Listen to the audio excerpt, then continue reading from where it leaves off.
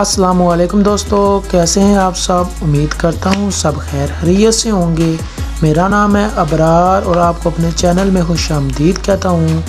आज हम जानेंगे सरफराज नाम का मतलब, लकी नंबर और मज़ीद दिलचस्प मालूमात।